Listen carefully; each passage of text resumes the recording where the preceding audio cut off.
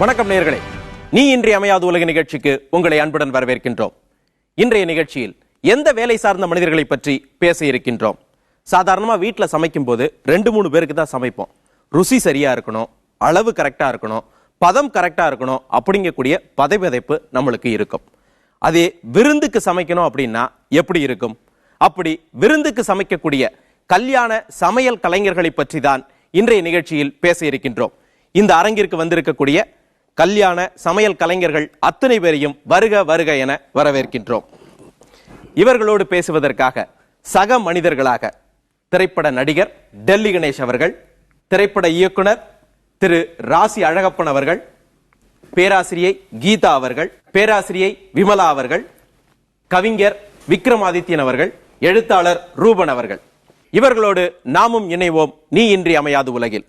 அதாவது டெல்லி கணேஷ் சார் பல்வேறு படங்கள்ல நடிச்சிருக்கிறாரு, கதாபாத்திரமாவே வாழ்ந்திருக்கிறாரு. அதுலயும் குறிப்பாக மைக்கேல் மதன காமராஜன்ல பாலக்காட்டு மணியர் இல்லையா, சமையல் கலைஞர். அதே மாதிரி ஆஹா படத்துல, அப்புறம் புன்னகை மன்னன் படத்துல, பல படங்கள்ல நீங்க அந்த சமையல் கலைஞர்களாகவே மாறி இருப்பீங்க இல்லையா? ஆமா. அந்த இன்ஸ்பிரேஷன்ஸ் எங்க இருந்து சார் உங்களுக்கு வந்தது? சின்ன வயசுல இருந்து. சின்ன வயசுல எங்க கோயில்ல அன்னதானம் பண்ணுவாங்க.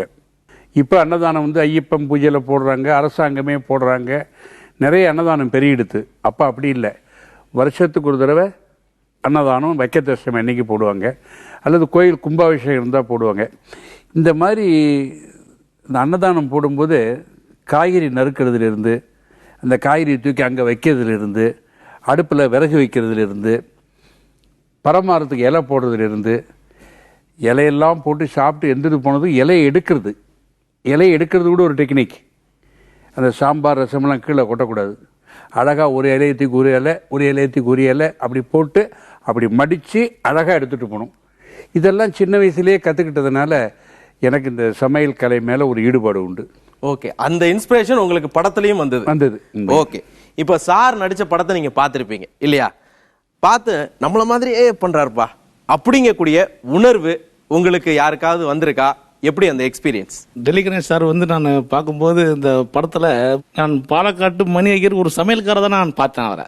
ஏன்னா அந்த அந்த கேரக்டர்ல அப்படியே அவருக்கு நிச்சயம் இப்போ இன்னும் கூட என் மனசுல அவர் அந்த துண்டை போட்டுக்கிட்டு வரும்போது சொல்லிக்கிட்டே வருவார், டேய் மணி அதை எடுத்து போடு, அதை எடுத்து இது இந்த பாத்திரத்துக்கு அதை மூண்டு ஊத்து, இதெல்லாம் சொல்லிக்கிட்டே வரும்போதே அந்த எங்களுடைய ஆக்ஷன்லாம் அதில் கரெக்டாக அவர் அப்படியே கொஞ்சம் கூட துல்லியமாக மாற்றம் சொல்லிட்டே வந்தார். ஜாங்கிரி கரண்டி அதையும் எடுக்கிறாய், ஆமா ஆமா அதை எடுக்காத, கரெக்ட் கரெக்ட் கரெக்ட். அது இப்படி ஒரு சின்ன சின்ன விஷயங்களும் எங்களை அப்படியே ஒரு சூப்பர் அப்படியே வந்துட்டார், அதுலயே வந்துட்டார். என்னை பொறுத்த வரைக்கும் நடிச்சிருக்காரு தான் தோணும். ஏன்னா சாம்பார்ல மீன் தூக்கி போடுறது அந்த மாதிரி கேரக்டர்லாம் பண்ணும்போது அது ஒரு நகைச்சுவை கலந்த ஒரு அந்த கடையோட ஒன்றி போறதுனால அதை நடிச்சிருக்கார் அப்படின்னு தான் சொல்றது. அவர் நடிகர் மட்டும் இல்லை, அவருக்கு உண்மையான ஒரு சமையல் கலைஞராக தான் திரைப்படத்தில் வந்தார். அது ரொம்ப ரொம்ப ரொம்ப பிடிக்கும் எனக்கு. அந்த ஆக்டிங், அந்த சுறுசுறுப்பு எல்லாமே ரொம்ப ரொம்ப பிடிக்கும். ஏன்னா சின்ன வயசுல அவரை பார்த்துருக்கிறேன். அது அவரை பார்த்து நிறைய சமையல் கலைஞர்கள் உருவாக்கி இருக்கிறாங்க. அந்த பெருமை எனக்கு சொல்லிடும். நான் சமையல் கலைஞர்கள் சங்கத்துல கிட்டத்தட்ட 6 வருஷமா மீட்டிங் அட்டன் பண்றேன். ரொம்ப சந்தோஷம், ரொம்ப சந்தோஷம். கோடி, திண்டுக்கல், சென்னை எல்லா இடத்துலையுமே நான் அவங்களுக்கு என்ன சந்தோஷங்கிறீங்க தலைவருக்கு அந்த அளவுக்கு எனக்கு இன்னொரு சொல்லி. அப்புறம் அவங்க என்ன சொன்னாங்கன்னா, நீங்க தயவுசெய்து உங்க டைரக்டர்கிட்ட சொல்லுங்க, ஆஃப்டர் ஆல் ஒரு சமயக்காரன் அப்படிங்கிற வார்த்தை வருது, அப்படி சொல்லாதீங்க, முடிஞ்சா சமையல் கலைஞர்கள்னு சொல்லுங்க அப்படின்னாரு. நான் நடிக்கிற படங்களில் எங்கேயாவது சமையல்கார சம்பந்தமாக வந்ததுன்னா நான் அப்படி சொல்ல மாட்டேன் சார், சமையல்கார பையன் அப்படிலாம் சொல்ல மாட்டேன், என்னை மன்னிச்சுக்குங்க, சமையல் கலைஞர்னு சொல்லுவேன் அப்படின்னு சொல்லிடுவேன். ரொம்ப நன்றி. ஒரு கல்யாணத்திற்கு ஒரு மெனு போடணும் இல்லையா? அப்போ அந்த மெனு போடும் பொழுது எதெல்லாம் இருந்தா, இந்த கூட்டு, இந்த பாயசம், இந்த வகை இருந்தா சரியா இருக்கும் அப்படின்னு உங்களுக்கு தோணும்ல, எதெல்லாம் இருந்தா சரியா இருக்கும்? ஈவினிங் ரிசப்ஷன் கொடுக்குற மெனு லிஸ்ட்ல முதல்ல ஒரு ஸ்வீட்டு, ஒரு வெஜ் ரைஸு, தயிர் பச்சடி, ஒரு குருமா, சாதம், சாம்பார், வத்தக்குழம்பு, ரசம், மோர், அப்பளம், கூட்டு, ஒரு பொரியல், ஒரு வறுவல், ஐஸ்கிரீம், ஒரு ஃப்ரூட் ஸ்டால், இதெல்லாம் இன்க்ளூடிங் மொத்தம் வச்சாதான் ஒரு மெனு லிஸ்ட் நாங்கள் போட முடியும். இது நாங்கள் யூஸ்வலாக கொடுக்கறது ஓகே. 22 ஐட்டம் முதல்ல அவங்களுக்கு ஒரு மெனு கொடுக்கணும். எங்களை மாதிரி சக சமையல் கலைஞர்கள் அவாவாளுடைய திறமையை காமிக்கணும்னா, இப்போ நான் திருநெல்வேலியிலேருந்து இவாள் அழைச்சிட்டு வரேன், கும்பகோணத்துலேருந்து ஒருத்தர் அழைச்சிட்டு வரேன், காரைக்குடியிலேருந்து ஒருத்தர் அழைச்சிட்டு வரேன், வாலாஜாபாத்லேயும் ஒரு பாய் அழைச்சிட்டு வரேன்னு சொன்னால் அவாவாளுக்கு வேலை கொடுக்கணும்னு எனக்கு ஒரு இன்டிசிசம் ஏற்படும் போது நான் ஐட்டங்களை பண்ணி தான் வேணும். ரெண்டாவது, இப்போ வந்து அந்த காலத்தில் வந்து மளிகை சம்மை வந்து பார்ட்டிக்காரா வாங்கி கொடுத்தா நாங்கள் சமைச்சோம், அப்போ போருன்னு சொன்னான். இப்போ எங்களுக்கெல்லாம் வந்து ஒரு கான்ட்ராக்ட் அப்படிங்கிற ஒரு முத்திரை குத்தப்பட்ட போது எங்களுடைய போட்டிகளில் நாங்கள் ஜெயிக்கணும். மாப்பிள்ள கும்பகோணம் இருந்திருக்க, போ கொஸ்தும் கடப்பாவும் தூக்கி விடு, போ இங்கேருந்து பாய் நீங்க மட்டன் பிரியாணி போடுவீங்க, இங்க அப்படி இல்ல பாய் வெஜிடபிள் பிரியாணி போடணும், விளையாடு அப்படின்னு சொல்லுவோம். ஆளுக்கு தகுந்த இந்த மாதிரி உங்களுடைய போட்டிக்கு தகுந்த மாதிரி நீங்க வந்து ஐட்டங்களை அதிகப்படுத்துறீங்க பண்ணி அதுல நாங்க பேர் வாங்கணுங்கிற ஒரு இதுல போறோம். இப்ப நீங்க ஒரு வீட்டுக்கு போறீங்கன்னா அவங்க என்ன போதும் என்ன வேணும் அப்படின்னு கேக்குறாங்க. அவங்க என்ன நினைக்கிறாங்கன்னா, சார் நீங்கள் இலையில ரொப்ப வேணாம், எனக்கு நீங்கள் 10 ஐட்டம் போட்டிங்கனாலும் அது எனக்கு திருப்தியாக இருக்கணும். சாப்பிட்றவங்களுக்கு அது என்ன ஐட்டம் தெரியணும்.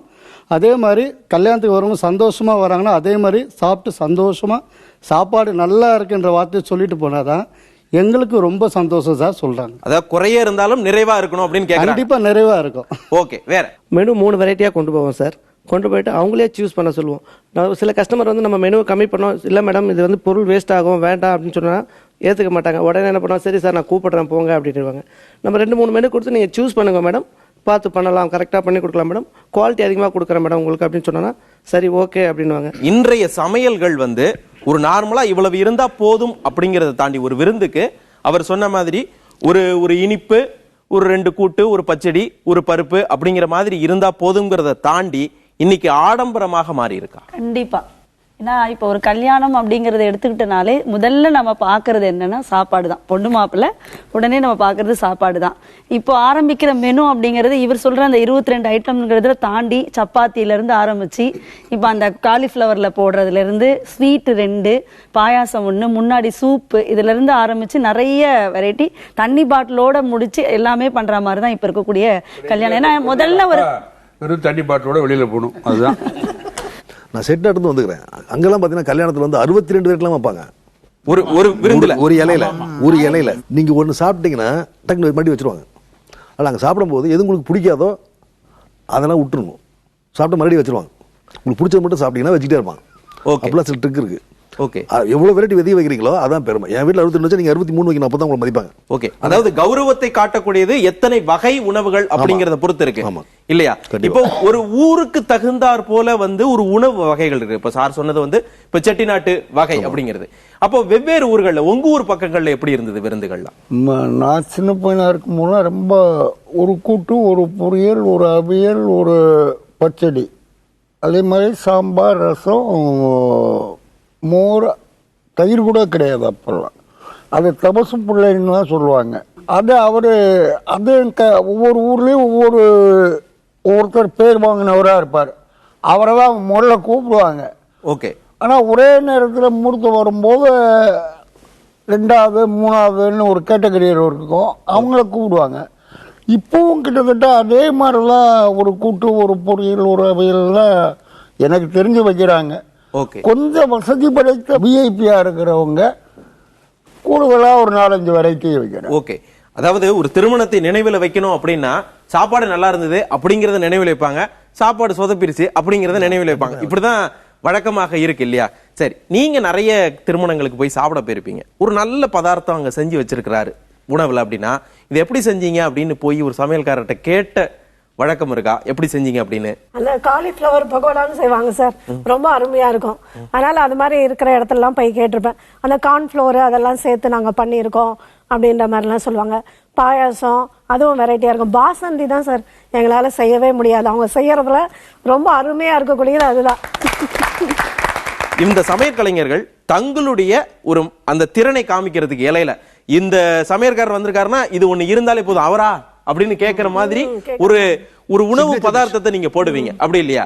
அப்படி ஸ்பெஷலா நீங்க கை தேர்ந்து எடுப்பதற்கு எது முக்கியமா இருக்கு? இப்ப நம்ம என்னோட கேட்டரிங்ல வந்து பாத்தீங்கன்னா சார், வத்த குழம்பு வந்து தமிழ்நாடு லெவல்ல நல்லா இருக்குன்னு சொல்லி கஸ்டமர்ஸ் எல்லாம் சொல்லுவாங்க. நான் பல இடங்கள்ல வந்து வத்த குழம்பு சாப்பிட்டுருக்கேன், ஆனா உங்க வத்த குழம்பு மாதிரி இல்ல. நாங்க வந்து திருநெல்வேலி சைடுல வந்து பிரெட் அல்வான்னு பண்ணுவோம். ஓகே, அது நாங்க வந்து அதுல ரொம்ப ஃபேமஸான ஆட்கள். நான் வெஜிடேரியன் செய்கிற ஆட்கள். நாங்கள் ஈரல் சாப்ஸு, வாழைப்பூ மீன் குழம்பு, வஞ்சிர மீன் குழம்புனா போடுவோம். அந்த மெனுவை படிக்க சொல்லி பயந்துருவாங்க. இந்தாங்க சார் வாழைப்பூ மீன் குழம்பு போட்டிருக்கீங்க, ஈரல் சாப்ஸ் போட்டிருக்கீங்களா, ஆனால் அது வெஜிடேரியன் தான், ஆனால் அந்த அசைவத்துக்கு ஈக்குவலான டேஸ்ட் அது கொடுக்கும்.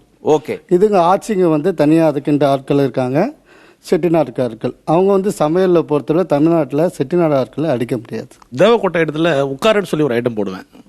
உட்காரன்னு சொல்லிட்டு சிறுபருப்பு வச்சு போடுறது சூப்பர். அது வந்து கொஞ்சம் ஃபேமஸான ஐட்டம். அது எங்க எல்லாம் வந்து கீழே காலையிலேயே வந்து கேட்பாங்க உள்ள. ஓகே. அது ரொம்ப ஸ்பெஷல். பைனாப்பிள் புட்டிங் செய்வேன். ரொம்ப வெரி வெரி நைஸ். எனக்கு ரொம்ப பிடிச்ச ஸ்வீட் தான் பைனாப்பிள் கட்டி. அது ஒரு வாரம் வச்சு சாப்பிடலாம், எனக்கு கிடையாது. ஓகே. அது ஃப்ரிட்ஜில் வச்சு சாப்பிட்டா இன்னும் டேஸ்டா வரும். காசி அல்வா பண்ணுவோம். அதிலுடைய எனது குருநாதர் ஐயா அறுசுவை நடராஜன் முதல்வர் குமார் சார் அவர்கள் எனக்கு வேலை கற்றுக் கொடுத்தார்கள். காசி அல்வா உங்களுடைய? ஆமா, ஐயாவுடைய இதுதான். ஓகே. கல்யாணத்திலே எல்லாமே நன்னா இருக்கணும், எதுவுமே சோட போகக்கூடாது. அதையும் மீறி ஒரு ரசமும் ஒரு மோரும், ஏன்னா அது ஃபைனல் டச் கொடுக்கக்கூடியது. அதுதான், அது ரெண்டும் நன்னா இருந்துடுத்துனா, காத்தால நுழைஞ்ச உடனே காஃபி நன்னா இருந்துடுத்துனா, அதை விட இந்த கல்யாண சக்சஸ்க்கு வேற எதுவுமே நமக்கு தேவையில்லை. சமையல் கலைஞர்கள் பற்றியும் கல்யாண சமையல் பற்றியும் தொடர்ந்து பேசலாம். இப்போ பரிமாறுறதுக்கான முறை இருக்கு இல்லையா? இப்போ ஒவ்வொரு ஊர் பக்கம் ஒவ்வொரு முறை இருக்கும் இல்லையா? இப்போ என்ன மாதிரி முறையில வைக்கணும் அப்படிங்கிறது இருக்கு. தஞ்சாவூர் ஜில்லால சாதாரணமா ஒரு பிராமணாலத்து கல்யாணம்னா சொட்டு பாயசத்துல ஆரம்பிச்சு, சொட்டு பாயசம், தயிர் பச்சடி, ஸ்வீட் பச்சடி, 2 கோசுமல்லி, ஒரு தேங்காய் போட்ட கறி, அதுக்கடுத்தது ஒரு காரக்கறி, அதுக்கப்புறம் ஒரு ரோஸ்ட்டு, அதுக்கப்புறம் ஒரு அவியல், அந்த கார்னரில் அப்படியே ஊறுகாய், கீழே வந்து சொட்டு பாயசம் பரமா இலைக்கு பக்கத்தில் பருப்பு, அதுக்கப்புறம் சாதம் போட்டதுக்கப்புறம் நெய் போட்டதுக்கப்புறம் பரிசேஷம் பண்ணதுக்கப்புறம் தான் சாம்பார் போடணும். திருநெல்வேலியை பொறுத்த வரைக்கும் ஃபஸ்ட்டு ஒரு ஜாம், அதுக்கப்புறம் வெங்காய சம்பல், 65 சிக்கன் 65 இருந்தால் சிக்கன் 65, அதுக்கப்புறம் பிரியாணி வச்சதுக்கப்புறம் அந்த தால்ச்சா அல்லது எண்ணெய் கத்திரிக்காய் அந்த மாதிரி எது கேட்குறாங்களோ அந்த இது வெரைட்டிஸ் வைப்போம். சில இடத்துல பெப்பர் சிக்கன் வைப்பாங்க. 2 சிக்கன் வச்சா அந்த சிக்கன் வந்து சாப்பாடுக்கு அப்புறம் வைப்பாங்க. ஓகே. எங்கள் பக்கத்துலாம் பார்த்தீங்கன்னா இலையை வந்து போட்டு வெட்டுற இடத்துல அந்த ரைட் சைடு போட்டு முதல்ல உப்பு தான் வைப்பாங்க. ஏன்னா உப்பிட்ட வரை உள்ளளவு நினை, நீங்கள் வந்திருக்கீங்க, நாங்கள் உங்களை நினைக்கிறோம், நீங்களே என்ன நீங்கள் நினச்சிட்டு வாழ்த்துட்டு பாங்கன்னு உப்பு வைப்பாங்க. அடுத்து தான் இனிப்பு வைப்பாங்க. இந்த நிகழ்வு இனிப்பாக இருக்க வேண்டும்னு வைப்பாங்க. அப்புறம் சிறுதானியங்கள் எது சத்துள்ளதோ, எது வந்து கிராமங்களில் கிடைக்கிறதோ அதை தேர்ந்தெடுத்து வயிற்றுக்கு கெடாமல் இருக்கிறது வைப்பாங்க. சாப்பாடு ஒரு கூட்டு, ஒரு பொரியல். சாப்பாடு 3 விதமாக சாப்பிடணும்னு சொல்லிட்டு சாம்பார், வத்த குழம்பு, ரசம், அழகான மோர் வந்து பார்த்தா கண்ணுக்கு தெரிகிற மாதிரி இல்லை, நல்ல கெட்டியான நல்ல மோர் வச்ச பிற்பாடு அப்பளம், பாயாசம் வச்சு ஒரு விருந்தினை இருந்து பார்ப்பாங்க. இப்போ எல்லாம் போய் விருந்து கொடுக்குறாங்க, அவங்க விருந்தை இருந்து பார்ப்பார்கள் உறவினர்கள். இங்கே உறவினர்கள் எல்லாம் வீடியோவில் தான் பார்க்கலாம், என்ன சாப்பிட்றான், என்ன போகிறான், யார் வந்தான் அப்படிங்கிற கலாச்சாரமே இல்லை. என்ன பண்ணிட்டாங்கன்னா பூரா கான்ட்ராக்டர் காட்ட விட்டாங்க. வாங்கம்மா வணக்கம் சொல்கிற ஒரு 4 பெண்கள் காலேஜ் பொண்ணுங்களா இருக்குது. சாப்பிட்டீங்களா அப்படின்னு சொல்லிட்டு அழகா தன்னை வந்து பார்த்துட்டு உட்காரங்க, என்ன வேணும் அப்படின்னு கேட்டு போற பெண்களா இருக்காங்க. இது வந்து விமர்சை ஆயிடுச்சு. அந்த உறவுகளினுடைய கூட்டமைப்பாக இருந்த இந்த சமையல் கலை நாங்கள் பார்த்துக்கிறோங்க A to Z சொல்லி முழுக்க அவங்க வாங்கிட்டாங்க. நம்ம கல்ச்சர் அவங்க வாங்கிட்டு, அவர் சொன்னார் பாருங்க, நாங்கள் போட்டு மேலே வருவோன்னு. அது மாதிரி வந்து இன்னைக்கு நிலைமை எப்படி ஆயிடுச்சுன்னா, நீங்கள் காசை கொடுத்துருங்க, தாலி கட்டிட்டு போயிடுங்க, மிதெல்லாம் நாங்கள் பார்த்துக்கிறோம் என்ற முறையோடு போய்விட்டது. கவலை அளிக்கிறது. இவங்க அதெல்லாம் அவ்வளவு தூரம் உள்ள வந்துடக்கூடாதோ அப்படி நான் நினைக்கிறேன். ஓகே. அதாவது முன்பு இருந்தது சமையல் கலையாக இருந்தது, அந்த ஊரோடும் அந்த மக்களோடும் சேர்ந்து இருந்தது. இன்றைக்கு ஒரு வியாபாரத்தனமாக மாறி இருக்கிறதோ அப்படிங்கக்கூடிய ஐயப்பாட்டை அவர் வெளிப்படுத்துறார். ஓகேங்களா? இன்னைக்கு எந்த இண்டஸ்ட்ரியில அந்த மாதிரி ஐயப்பாடு இல்லை, எல்லா இண்டஸ்ட்ரியும் இந்த ஐயப்பாடு இருக்கு. இந்த கவனிக்க வேண்டிய சூழ்நிலைங்கிறது எங்களுக்கு வந்து இப்ப இன்னும் ஓவர் பேர்டனா தான் இருக்கே தவிர அதை நாங்க வந்து வியாபார நோக்கத்தோட நாங்க கருதலை. அவ சம்மந்தியை கவனிக்க வேண்டியதுக்கு நாங்க போய் சம்மந்தியை கவனிக்கிறோம். அவ மாமாவை கவனிக்க வேண்டிய நம்ம கவனிக்கணும். ஐயோ நம்மளால மாமாவை சண்டை போட்டு நிறுவக்கூடாது, நம்மளால அந்த பொண்ணுக்கு எந்த பிரச்சனையும் வந்துடக்கூடாது அப்படின்னு ஒவ்வொரு நாடியும் இவங்க சுவாமியை வேண்டுறாங்களோ வேண்டலையோ, நாங்க சாமியை வேண்டி ஒரு கல்யாண வீட்டுல முதல்ல போய் பிள்ளையார் பிடிக்கிறதுங்கிறது சமையல்காரன் தான். அதுக்கப்புறம் தான் வைதிகாலே வந்து பிள்ளையார் பிடிக்கிறான். சமையல்காரா அன்னைக்கு அது 2 நாளும் 48 மணி நேரம் அவாத்து மனுஷால ஆக்டிவ் பண்றா. நம்ம பரிமாறும் போது பாருங்களேன், நம்ம சொந்தக்காரங்களை பரிமாறும் பொழுது அதுல சில வித்தியாசங்கள் பார்ப்போம். இவங்க ரொம்ப தெரிஞ்சவங்க, செஞ்சவங்க. ஆனா இவங்க பரிமாறும் பொழுது அந்த பெண்கள் சொன்னார்ல, எல்லாருக்கும் ஒரே கும்பிடு தான் அந்த பொண்ணு கும்பிடும். இப்போ அவங்க சொன்ன மாதிரி வணக்கம் சொல்றதுக்கு அவா கிட்ட அந்த வணக்கம் சொல்லி வர்றதுக்கு ஆள் இல்லாம நாங்க அந்த இடத்துல ஒரு ஆக்டிங் பண்றோம், வேற வழி இல்லை. ஒரு சமயக்காரனுக்கு அந்த கல்யாண வீட்டுல முழு சுதந்திரம், ஒரு சமயக்காரனுக்கு, ஒரு வைதிகாலுக்கு முழு சுதந்திரம் கிடைக்காது, ஒரு பாட்டு கச்சேரி பாடுறவாருக்கு முழு சுதந்திரம் கிடைக்காது, ஒரு வீடியோகிராஃபருக்கு முழு சுதந்திரம். அந்த முழு சுதந்திரமும் ஒரு சமயக்காரர்களுக்கு தான் கிடைக்கும். அது மட்டும் இல்லை, இந்த கேட்ரிங் வந்து நாங்கள் கான்ட்ராக்ட் எடுக்க சொல்ல எங்கள் காலம் வந்து தான் அது வந்து இப்போது சொந்தக்காரங்க எடுத்து அவங்க பரிமாறலாம், எனக்கு சரியாக வைக்கல, அவருக்கு சரியாக வைக்கல, அந்த ப்ராப்ளம் நிறைய ஒரு கல்யாணத்துக்கு வந்து பிரச்சனை ஆகுது. ஆனால் நாங்கள் கேட்ரிங் வர சொல்ல நாங்கள் எல்லாம் ஒன்று தான், அந்த மாமன் பார்க்கணும் மச்சானை பார்க்க மாட்டோம், கரெக்டாக அது கொண்டு வருவோம். சாம்பார்னா சாம்பாரா, வடைனா வடை. இப்போது சில பேருக்கு ஒரு வடை கேட்பாங்க, அவங்க மட்டும் 2 வடை வச்சுட்டு அவ்வளோ பிரச்சனை வரும்.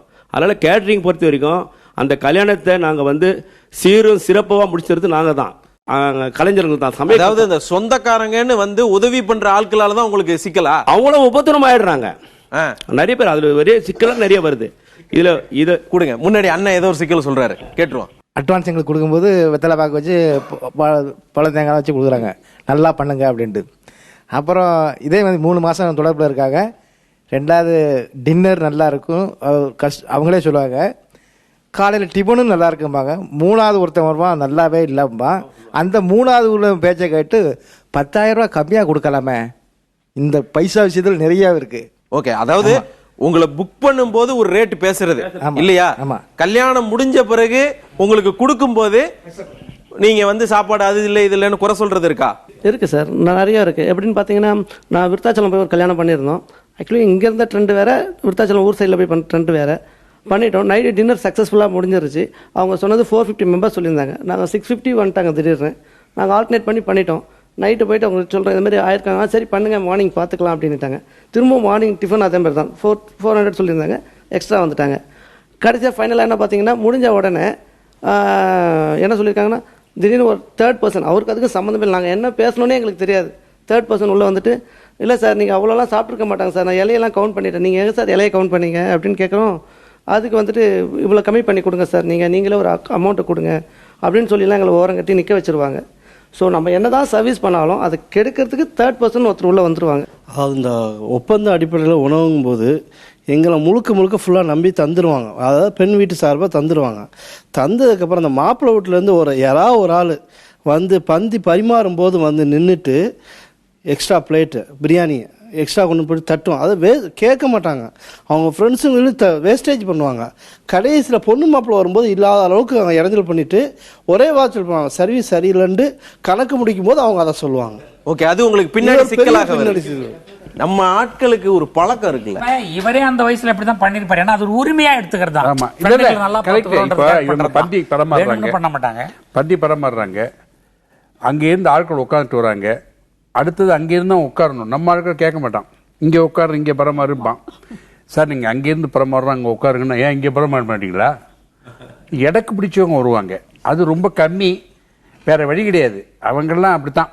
ஒரு 5-6 எல்லாம் அப்படியே இருக்கும், அதுல பரிமாறி வச்சிருப்பாங்க, போய் இதுல உட்காருங்க, அதெல்லாம் உட்கார முடியாது, அதுக்கு ஒரு சண்டை வாங்குவாங்க. இதெல்லாம் நடக்கும். இருக்காங்க. அது வந்து குறைவான விழுக்காடு தான். சும்மா குறை சொல்றதுக்குன்னு ஒரு சிலர் வருவாங்க, அதெல்லாம் பொருட்படுத்தாங்க. ஊர்லாம் பாத்தீங்கன்னா மக்களே சேர்ந்து தான் சமைப்பாங்க. கொஞ்சம் வைக்கல் நிறைய வைக்கல போட்டு வேட்டி நினைச்சு மேல போட்டு அன்றாட சமைச்சு கொட்டி பரிமாறு அவங்களுக்கு முறத்துல எட்டு வந்து தள்ளுவாங்க. பிடிக்காது அவனுக்கு இங்க வச்சுட்டு அவருக்கு வைக்காம அங்க வச்சுட்டு போவான். உனக்கெல்லாம் நான் போட்டா என் கையால் போட மாட்டேன், அதுக்கு இன்னொருத்த வருவான். இப்படி சண்டை எப்பவுமே உள்ளதான். கல்யாண வீட்டு சண்டை இல்லைன்னா கல்யாணம் களை கட்டாது. ஓகே, சின்ன சண்டை. கல்யாண வீட்டுல பொதுவா நான் போய் பாக்குறது, நான் முதல்ல போய் பாக்குறதே சமையல் செய்யற இடம் தான் பார்ப்பேன். ஏன்னா இவர் மைக்கேல் வந்து நடிக்கும்போது நான் உதவி இயக்கணும்னு நான் டைலாக் சொல்லியிருப்பேன். அவன் வந்து சாம்பார் எடுத்து போடும்போது இப்படி எடுத்து சொரிஞ்சிட்டு இருப்பான். ஏய் கஷ்டத்தை ஏன்டா சொரிஞ்சிட்டு, என்ன சுகாதாரமாக இருக்கணும், நல்ல சமையல்காரர் அப்படின்னு நான் போய் பார்க்குறது. நேராக போயிட்டு சமையல் செய்கிற இடத்துல பார்ப்பேன் எப்படி இருக்காங்க அப்படின்ட்டு. ருசி என்பது 2வது விஷயம்.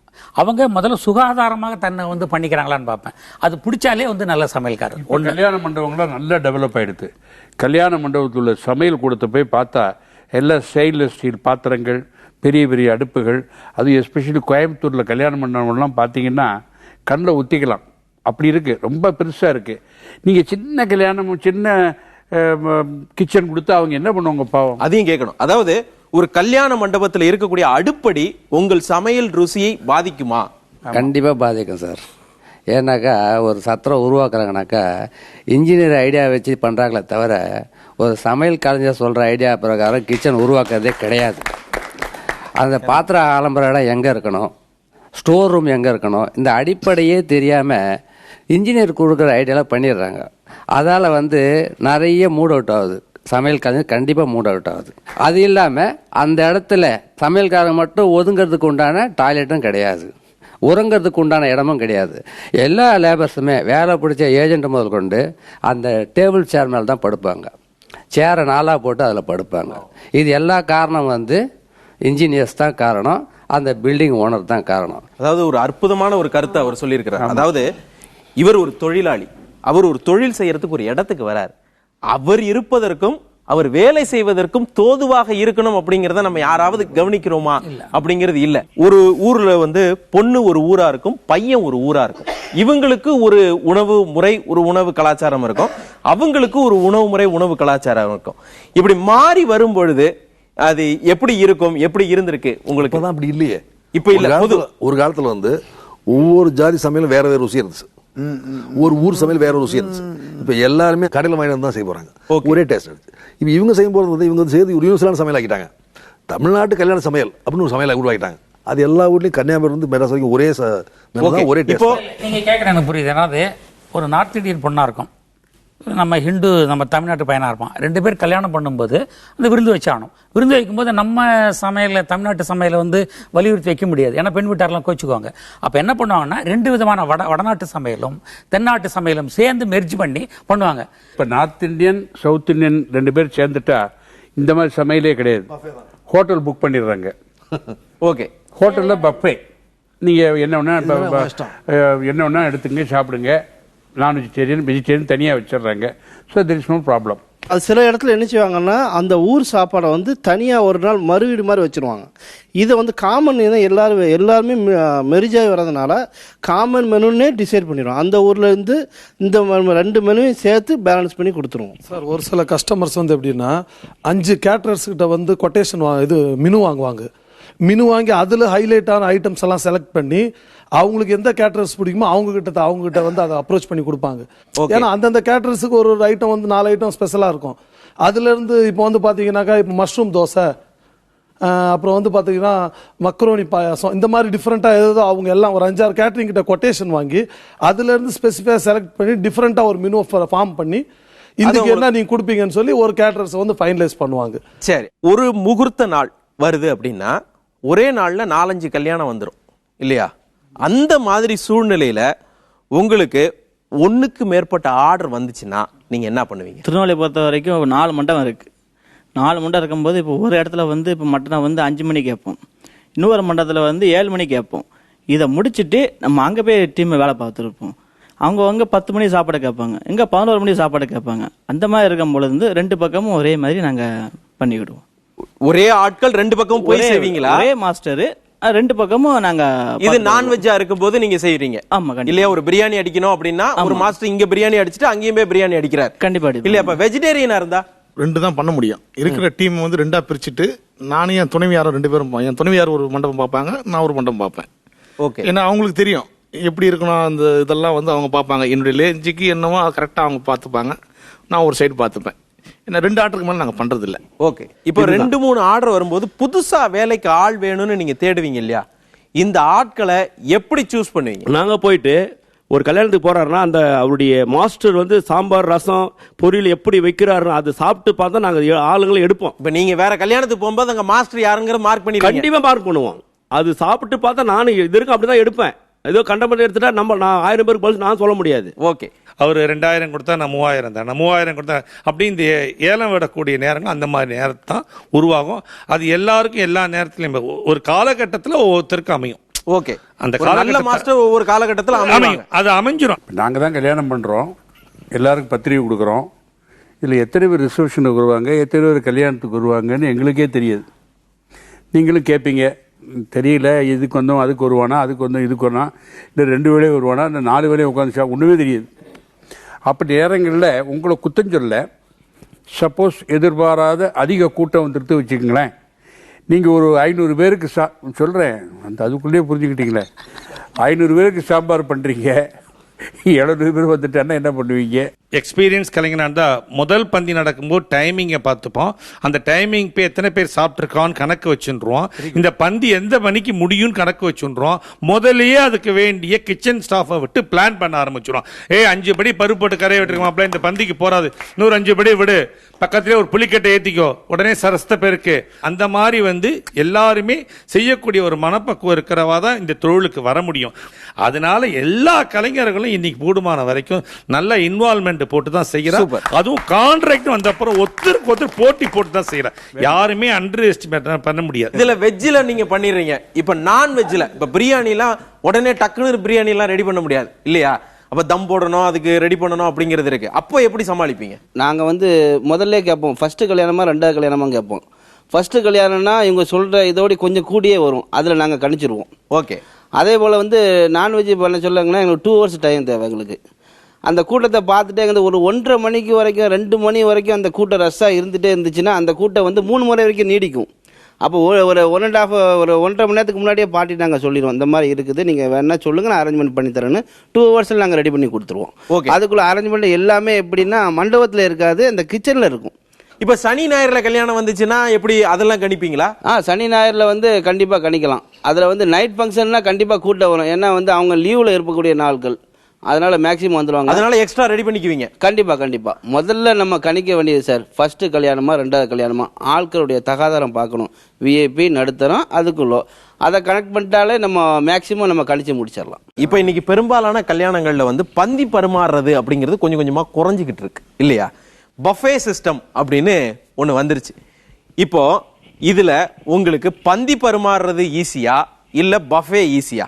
இப்போலாம் பார்த்தீங்கன்னா சூப்பர் மார்க்கெட்டுன்னு இப்போ நல்லா வர ஆரம்பிச்சிச்சு. எல்லாரும் ஒரு கூடையை தள்ளிட்டு போய் தேவையானதை பார்த்து விரும்பி எடுத்துக்கிறாங்க.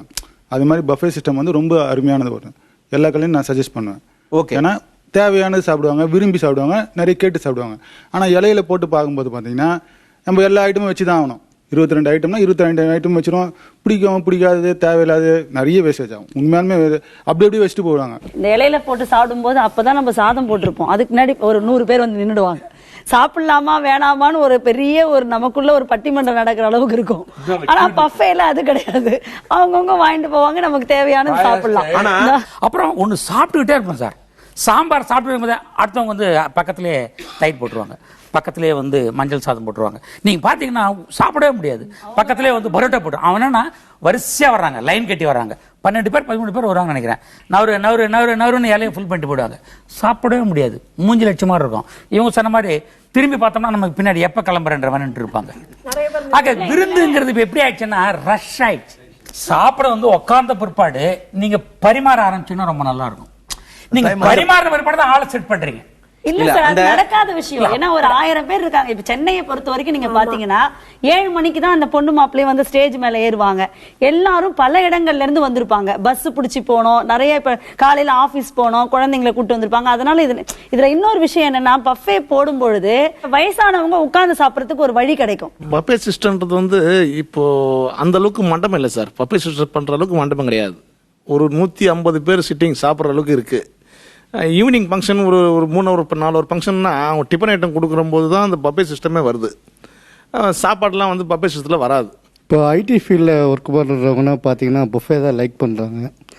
அது ஒரு காரணம் என்னென்னு பார்த்தீங்கன்னா, மேடம் சொன்ன மாதிரி நம்ம சாப்பிட சொல்ல பின்னாடி ஒருத்தர் நின்று இருக்காங்கன்றாங்க. இன்னொன்று பார்த்தீங்கன்னா, சிட்டிங் போட சொல்ல அந்த டைனிங் ஹால் உள்ள போட்டிங்கன்னா ரொம்ப சவுண்டு அதிகமாக இருக்கும். சாம்பார் கொண்டு வருவாங்க, இல்லை பேசின்னு இருப்பாங்க, ஒரு கொலாப்ஸ் மாதிரி இருக்கும். ஆனால் பொஃபே பண்ணுற இடத்துல நீங்கள் போய் பார்த்தீங்கன்னா அந்த இடமே கொஞ்சம் சைலண்ட்டாக இருக்கும். ஏன்னா அங்கே பரிமாறத்துக்கு வேலை கிடையாது எங்களுக்கு. அவங்களே கஸ்டமருக்கு என்ன தேவையோ அவங்க கேட்குறாங்க, நாங்கள் போட போகிறோம். இன்னொன்று அவங்களுக்குள்ள ஒரு கம்யூனிகேஷன் நின்று நல்லா பேசுகிறாங்க. இப்போ நம்ம சிட்டிங்கன்னா 20 நிமிஷம் ஆகுது வச்சிங்களேன் சாப்பிட்றதுக்கு. அவங்களுக்கு பொஃபேக்கு அவங்க 60 ரூபா எடுத்துப்பாங்க. ஏன்னா அவங்க தேவைப்பட்டதை சாப்பிட்றாங்க. இன்னொன்று ஒரே இடத்துல முகத்தை பார்த்து பேசிக்கிட்டு சாப்பிட்றாங்க. அது சில பேர் லைக் பண்ணுறாங்க. ஓகே. சிட்டிங்கில் இன்னொரு ப்ராப்ளம் இருக்குது. நான் இங்கே உட்காந்துருக்கேன், இவர் இங்கே இருக்காரு, அவங்க அங்கே இருக்காங்க. நான் அவர்கிட்ட பேசணுங்கிறதுக்காக இவரை தொந்தரவு. நாளைக்கு எப்போ ஊருக்கு போகிறீங்களா, இப்படி இவரை சாப்பிட விடாமல் இப்படி போய் இன்னொரு விஷயம் என்னன்னா நான் சாப்பிட்டு முடிச்சிருவேன், பக்கத்துல இருக்கிற சாப்பிட்டு முடிக்கப்படாது. அவர் எழுந்தாலும் நான் போக முடியும். அவர் எந்திரிச்ச வரைக்கும் நம்ம உட்கார்ந்து இருக்கணும். அவர் எந்திரிச்சா தான் போக முடியும். இது பஃபேல பிரச்சனை இல்ல. பஃபேல சாப்பிட்டோமா தட்டை வச்சோமா போயிட்டே இருந்தோம். சூப்பர். ஒரு கல்யாண வீட்டுக்காரங்களை சமையலால திருப்திப்படுத்துறது அப்படிங்கிறது எளிதான விஷயமா? இல்லை சார், இன்னைக்கு உள்ள நடைமுறையில் பார்த்தீங்கன்னா 75% வந்து நம்பிக்கை ஏற்படுத்திடலாம். ஒரு 25% வந்து நம்பிக்கை வர்றது ரொம்ப கஷ்டம். என்ன காரணங்கன்னா, இப்போ கேட்ரிங் இல்லாமல் வந்து பொருட்களை அவங்க வாங்கி தருவாங்க பார்த்தீங்களா, சில ஆட்கள் வந்து ஒரு 10% நம்புறது ரொம்ப கஷ்டம். ஸ்டோர் ரூம்லேயே சாவி பூட்டிட்டு பக்கத்துலேயே இருப்பாங்க. அப்போல்லாம் எங்களுக்கு மனசு ரொம்ப கஷ்டமாக இருக்கும். ஏன்னா வந்து முதலே சொல்லியிருக்கோம்ல, அவங்க வந்து தர காசுலேயோ எங்களுக்கு மன திருப்தி ஆக போவது கிடையாது. சில வாழ்த்துவாங்க, வாழ்த்திட்டு போச்சாலும் எங்களுக்கு அதே பெரிய லட்சம் கோடி கிடைச்ச மாதிரி ஆயிரும். அந்த நிலை மாறணும் சார். கண்டிப்பாக மாறினா எங்களை மாதிரி உள்ள கலைஞர்களுக்கு மிகவும் சந்தோஷமா இருக்கும். ஓகே, கான்ட்ராக்ட் ஒர்க் பண்ணுறோம் வச்சுங்களேன், கண்டிப்பாக திருப்தி பண்ணலாம். லேபர் கான்ட்ராக்ட் பண்ணும்போது அந்த மெனுக்கு ஏற்ற லிஸ்ட்டு நம்ம கரெக்டாக கொடுப்போம். எது மளிகை சாமான், காய்கறி, அதை அவங்க நம்ப மாட்டாங்க. சமையல்காரங்க எப்பவுமே அதிகமாக தான் எழுதி தருவாங்க அப்படின்னு சொல்லிட்டு ஒரு எண்ணம் இருக்குது. அப்போ அவங்க குறைவாக வாங்குறது நம்மகிட்ட சொல்ல மாட்டாங்க. நம்ம இருக்கிறத செய்து வச்சுருவோம். அது பத்தாம போச்சுன்னா திருப்திப்படுத்தவே முடியாது. தவறு அங்கே தான் இருக்கும். குறைய வாங்குறதுனால அதுல வந்து ருசியிலையும் உங்களுக்கு சிக்கல் வருது, அளவுலையும் கண்டிப்பா வரும். நம்ம எல்லாமே பிராண்டட் ஐட்டம் போட்டிருப்போம், அவங்க வந்து குவாலிட்டி குறைவா வாங்குவாங்க. சரிங்களா, பிராண்டட். ஆனா அந்த பிராண்டு வாங்க மாட்டாங்க. அந்த பிராண்டு வாங்கினாதான் நல்லா இருக்கும், சமையல் ரொம்ப நல்லா இருக்கும். அவங்க செய்யற தப்ப அவங்க உணராம நம்ம மேல பழிய போடுவாங்க. மொத்தமே வந்து 1200 பேருக்கு சாப்பாடு மெனு கொடுத்தாங்க. ஆனால் கல்யாண வீட்டில் வந்தது 700 பேர் தான் வந்தாங்க. நீங்கள் ஆட்கள் வரலன்னா நாங்கள் என்ன பண்ண முடியும்? இவ்வளோ மீந்து போய் சொல்லி எங்கள் மேலே குறை சொல்லுவாங்க. அதே மாதிரி நாங்கள் வந்து கேட்ரிங் பண்ண சொல்ல ஒரு 500 சாப்பாடுனாக்கா நாங்கள் 500 சுகரை நாங்கள் பண்ண மாட்டோம். எப்படி ஒரு 100 பேர் 120 பேர் எங்களுக்கு பணம் போனாலும் பரவாயில்ல, பேர் அவங்க பார்ட்டிகள் பேர் கெட்டு போகணும்னு சொல்லிட்டு நாங்கள் அதிகமாக தான் பண்ணி கொண்டு போவோம். ஒரு கல்யாண வீடுகளில் அனைவரையும் திருப்திப்படுத்துறது அப்படிங்கிறது உங்களை மாதிரியான நபர்களுக்கு ரொம்ப சிக்கலா சிக்கல். ஓகே, இன்னொன்று சொல்லணும்னா, ராத்திரியில் ஒரு 10 மணிக்கு மேலே நாங்கள் படுற அவசரத்துக்கு பாருங்க, அது ரொம்ப கஷ்டம். நாங்கள் 10 மணிக்கு எல்லாம் ஓஞ்சி போயிடுவாங்க. ஓரளவுக்கு ஃப்ரீயாக இருக்கும், மண்டபம் காலியாக இருக்கும். இப்போ நம்ம கொஞ்சம் ஃப்ரீயாக உட்காரலாம், பொண்ணு பிள்ளைய போட்டோ எடுக்கிறாங்க, கடைசியாக வந்துட்டோம், அவங்க சாப்பாடு போட்டு நம்ம கடைசியாக முடிச்சுக்கலாம். 10:15 போட்டோக்கார கெஞ்சி கூத்தாடி அவங்கள கூப்பிட்டு வந்து சாப்பாடு போட்டு 10:30 மணிக்கு அமுச்சு விட்டு 11 மணிக்கு ஒரு குரூப் வருவாங்க. அவங்கள சமாளிக்கணும் பாருங்க, ஒரு பாடு. நாங்க படுற பாடு இருக்கு, ஐயோ ரொம்ப கஷ்டப்படுவோம், ரொம்ப கஷ்டம்.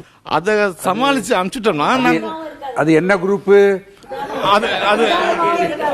எல்லாரும் 2 பேரா வருவாங்க. ஒரு 2 பேரா தெரியும். ஆமா ஆமா ஆமா, அந்த குரூப். அது கேட்பாங்க, இது என்ன எல்லாம் இதுன்னுவாங்க.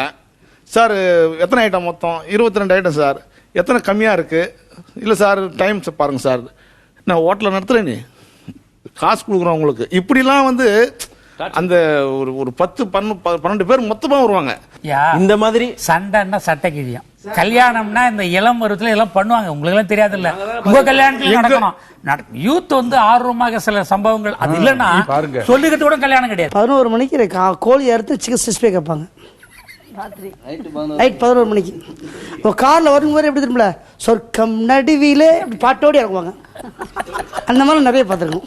ஓகே, அர்த்த ராத்திரிக்கு சிக்கன் 65 சார். வெஜ்ஜுக்கே அப்படி வரும்போது நான் சைட் டிஷ் இருக்கும்போது அப்படிதான் வருவாங்க. உங்களுடைய கல்யாண சமையல் அப்படிங்கிறது ஒரு சீசன் இல்லையா? முகூர்த்த நாட்கள் இருக்கக்கூடிய நாட்கள்ல தான் உங்களுக்கான வாய்ப்புகள் இருக்கும் இல்லையா? மற்ற நாட்கள்ல எப்படி இருக்கும், எப்படி அட்ஜஸ்ட் பண்ணிப்பீங்க? ஏன்னா உங்க தொழிலாளர்களை நீங்க கையிலேயே வச்சிருக்கணும் இல்லையா? வேற ஒரு இடத்துக்கு போயிட்டாங்கன்னா திரும்ப ஆர்டர் கிடைக்கும் போது நீங்க சமாளிக்க முடியாது. அதை எப்படி சமாளிப்பீங்க? 60% அக்ரிகல்ச்சரில் உள்ள தொழிலை கற்றுக் கொடுத்துட்றோம். இப்போ வந்து அக்ரிகல்ச்சர் இதுவானதுனால நிறையா பேர் அக்ரிகல்ச்சருக்காரன் இந்த வேலைக்கு வர ஆரம்பிச்சிட்டா. அந்த அக்ரிகல்ச்சர் வேலை இல்லாத போது அவெல்லாம் இங்கே வேலைக்கு வரான். அது நேரம் மற்ற நேரத்தில் அங்கே வேலைக்கு போக ஆரம்பிச்சிட்டா. நல்ல அக்ரிகல்ச்சர் கற்றுண்டவா சமையல் வேலை செய்யறது ஈஸியாக இருக்கும். நல்லா அரவை அரைப்பான், ஒரு மூட்டை தூக்குவோம், அதுக்கப்புறம் தான் சாதம் வடிக்க வருவான். சாதம் வடித்தோம் வந்து அரவைக்காரனே அந்த கை சாம்பார் வாசனை வந்து சாம்பார் வைக்க கற்றுருவான். அந்த மாதிரி அக்ரிகல்ச்சர்காரால் கொண்டு வந்துடுவோம். இன்றைக்கும் பார்த்தீங்கன்னா மெட்ராஸ் கல்யாணம் நடக்கும்போது 40% லேபர் ப்ரெக்யூர்மெண்ட் வந்து காஞ்சிபுரத்துலையும் செய்யாறுலையும் வந்தவாசியிலையும் தான் கிச்சன் ஸ்டாஃபுக்கு வேலை கிடைக்கிறது. இப்போ பார்த்தீங்கன்னா எங்களுக்கு பேக் சப்போர்ட்டுக்காக ஒரு ஷாப் ஒன்று ஓப்பன் பண்ணிடுவோம் சார். இந்த மாதிரி முகூர்த்த நாள் இல்லாத டைமில் அவங்களும் அதுக்கு கேட்டனுக்கு நம்ம ஒரு ஹோட்டல் வச்சுருந்தோன்னா ஹோட்டலில் யூஸ் பண்ணிப்போம். நாங்கள் மேக்ஸிமம் எங்ககிட்ட இருக்கவங்கள வெளியே விட்டு விட மாட்டோம். ஆடி மாதம் வந்து மேக்ஸிமம் சீசன் இருக்காது, வாய்ப்பு இல்லை. அப்புறம் என்ன செய்வோம்னா அந்த லேபருக்கு என்ன செய்வோம்னா 2 மாதம் 1 மாதம் முன்னாடியே சேலரி கொடுத்துருவோம் நாங்கள். ஓகே, அட்வான்ஸாக பே பண்ணி அட்வான்ஸாக கொடுத்துருவோம். அதாவது சீசன் இருக்கிற டயத்தில் இதை சேமித்து வச்சு அதுக்கப்புறம் அவங்களுக்கு கொடுப்போம். ஏன்னா எங்களுக்கு லேபர் ரொம்ப முக்கியம். இந்த இருக்கக்கூடிய ஆட்களை அதை நாங்கள் அப்படியே தக்க வச்சுட்டே கொண்டு போனால் தான் பிஸ்னஸ் சக்ஸஸ் பண்ண முடியும். இப்போ நாங்கள் கல்யாணம் கேட்ரிங் ஒண்டி நம்பி இருந்ததுன்னா பார்த்தீங்கன்னா எங்களுக்கு வருமானம் பத்தாது, எங்கள் தொழிலாளர்களுக்கும் வருமானம் பத்தாது. ஏன்னா ஒரு வருஷத்துக்கு 12 மாதம்னா அதில் 4 மாதத்தில் வந்து முகூர்த்தமும் கிடையாது, எதுவுமே கிடையாது. இந்த நேரத்தில் வந்து நாங்கள் இண்டஸ்ட்ரி கேன்டீனை தான் நம்பி இருக்கோம். ஓகே, ஃபேக்ட்ரிங்களுக்கு சாப்பாடு சப்ளை பண்ணுறது. இப்போ இந்த ஆர்டர் எடுக்கிறீங்க இல்லையா, இது எவ்வளவு கஷ்டமான வேலை? நிஜமா சார், அது ஆர்டர் எடுக்கிறது அப்படின்னு பார்த்தீங்கன்னா ஒரு நெல்லை வந்து விதைச்சி அதை வந்து என்ன சொல்கிறது வளர்ந்து அறுவடை பண்ண அது மாதிரி தான் சார். நான் இப்போ போய் ஒரு கஸ்டமரை பார்த்து ஒரு கொட்டேஷன் கொடுத்துட்டு வரேன்னா அந்த கஸ்டமர் என் கொட்டேஷன் மாதிரியே 10 பேர்கிட்ட வாங்குவார். அந்த 10 கஸ்டமர், அந்த 10 கிளைண்ட் இருக்காங்க இல்லைங்களா, எங்களுடைய வெண்டாஸ் இருக்காங்க இல்லைங்களா, அவங்கள யாரு பெஸ்ட்டு ப்ரைஸு, அவங்களுடைய நேம் பேக்ரவுண்டு ஒரு 4 இடத்துல விசாரிப்பாங்க. இந்த கேட்ரிங் இப்படி பண்ணுவாங்களா, இந்த கேட்ரிங் பண்ணுவோம். நேம் தான் சார், நேம் கிரேடை வச்சு தான் கொடுக்குறாங்க. இதை விட ஒரு பெரிய சமாச்சாரம் என்னன்னு கேட்டீங்கன்னா, நாளைக்கு வாத்து கல்யாணம் இருக்குன்னா 1 மாதத்துக்கு இன்னொருத்தர் கல்யாணத்தில் வந்து சாப்பிட்டு பார்க்கறது. நீ எப்படி இங்கே எப்படி சமைச்சிருக்கான்னு சாப்பிட்டு பார்க்கறது. இவாத்துல என்ன கல்யாணம், இவா என்ன மெனு போட போறான்னு இவாளுக்கு தெரியாது. ஓகே, அங்கே வந்து சமைச்சு சாப்பிட்டு பார்த்துட்டு ஐ கால் யூ பேக் ஸ்டைலாக இங்கிலீஷில் சொல்லுறது. அங்கே வந்தேன், அங்கே எனக்கு ஒன்றும் அவ்வளோ ஒரு ப்ரெசன்டேஷன் ஒரு லுக்கு இருந்த மாதிரி தெரியல அப்படின்னு சொல்றது. டெஸ்டிங் இல்லையா? இல்ல நாங்க எப்படி கேட்டோம், எங்க பையனுக்கு திருமணம் பண்ணும்போது எப்படி பார்த்தோம்னா கோபால்னு சொல்லிட்டு ஒருத்தர் இருப்பார். நாங்கள் சாப்பிட்டோம் ஒரு 4-5 கல்யாணத்தில் ஒரு 3 கல்யாணத்தில் நல்லா இருந்தது. யார் சமைச்சது அப்படின்னு சொன்னாங்க, கோபால்னு சொன்னாங்க. சரி, நாங்கள் நாங்களே தேடி பிடிச்சி சாப்பிட்டு பார்த்து அவங்களை ஆர்டர் கொடுத்தோம். இப்போ எங்கள் உறவுக்காரங்களே எங்களுக்கு யாருன்னு சொன்னாவே ஏதாவது ஒரு விசேஷம்னா அவர் பேர் சொல்லி போகணும். காரணம் என்னன்னா சாப்பிட்டு பார்த்தா செலக்ட் பண்ணுறோம். நான் வந்து என்னுடைய 2 பொண்ணு கல்யாணத்தையும் கேரளாவில் தான் பண்ணேன், திருவனந்தபுரத்தில் தான் பண்ணேன்.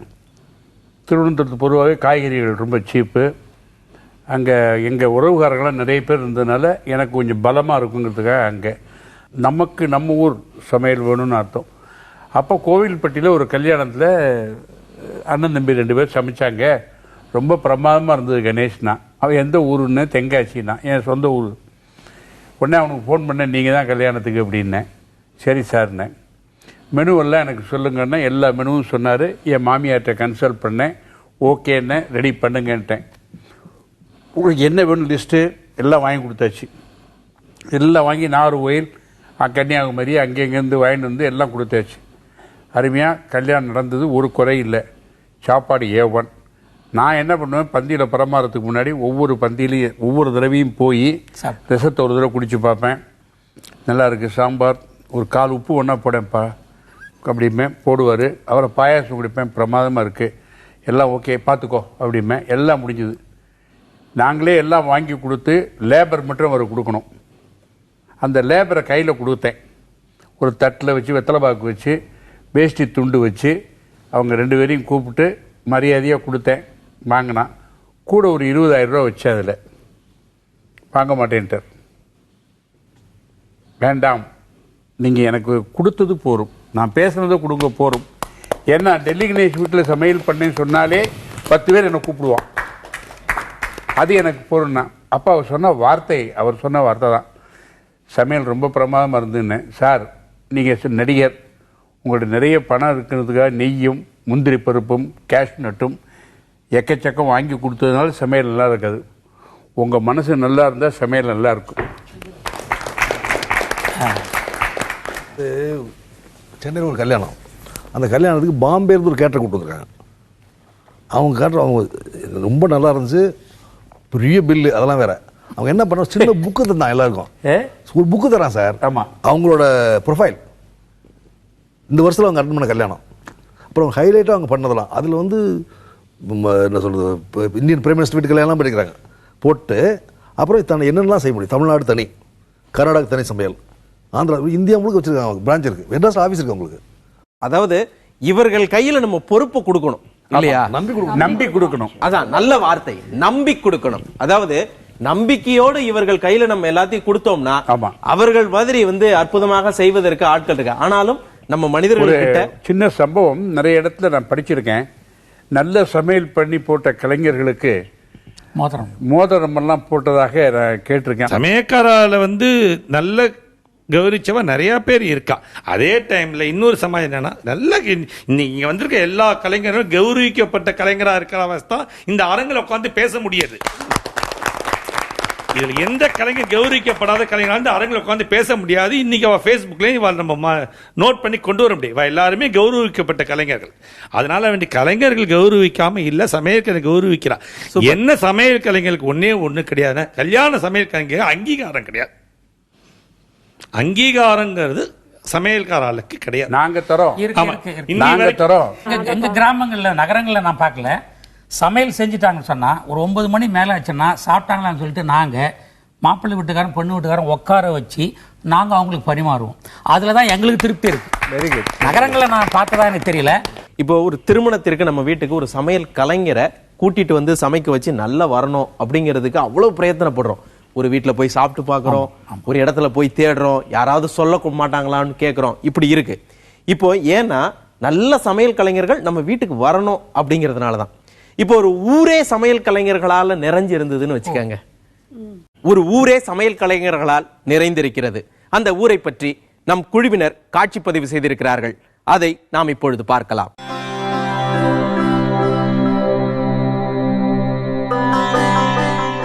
திருஞானம், என் பேர் திருஞானம். திருவாரூர் மாவட்டத்தில் ஆண்டார்பந்தி இங்கு 120 வீடுகள் இருக்குது. 90% எல்லாருமே சமையல் கலைஞர்கள் எல்லாருமே. எங்களுடைய தலைமையில் 100 நபர்கள் இயங்கி வர்றாங்க.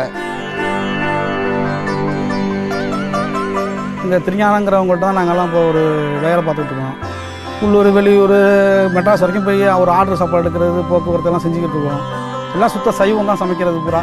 பிறர் மகிழ்ச்சி அடையணும், நம்ம சாப்பாட்டை சாப்பிட்டுட்டு நல்லா இருக்கு இவங்களை வச்சு செய்யணுங்கிற ஒரு இதில் எங்கள் குரு எங்களுக்கு சொல்லி கொடுத்துருக்காங்க.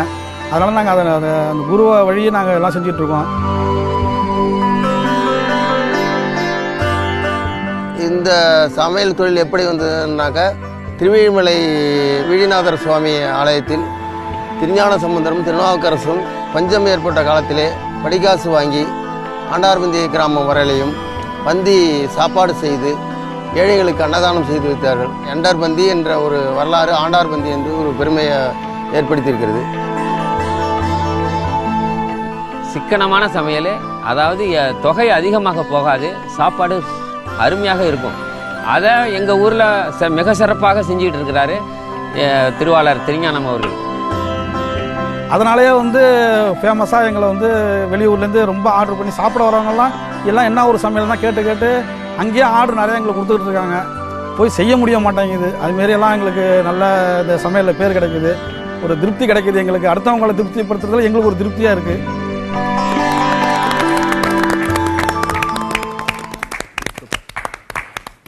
அடுத்தவர்களை திருப்திப்படுத்தி பார்ப்பது அப்படிங்கிறது இவர்களுடைய கலையினுடைய முக்கிய அம்சம். உப்பிட்டவரை உள்ளளவும் நினைக்க வேண்டும், இந்த உப்பிடுபவர்களை நாம் இருக்கும் வரை நினைக்க வேண்டும் அப்படிங்கிறது தான் இந்த நிகழ்ச்சியினுடைய முக்கியத்துவம். இவர்கள் இன்றியும் இந்த உலகு அமையாது என்று கூறி இந்த நிகழ்ச்சியை நிறைவு செய்கின்றோம். இந்த அரங்குக்கு வந்திருந்து உங்களுடைய கருத்துக்களை பகிர்ந்து கொண்டமைக்கு நன்றி. மீண்டும் ஒரு நீ இன்றி அமையாத உலக நிகழ்ச்சியில் சந்திப்போம். நன்றி, வணக்கம்.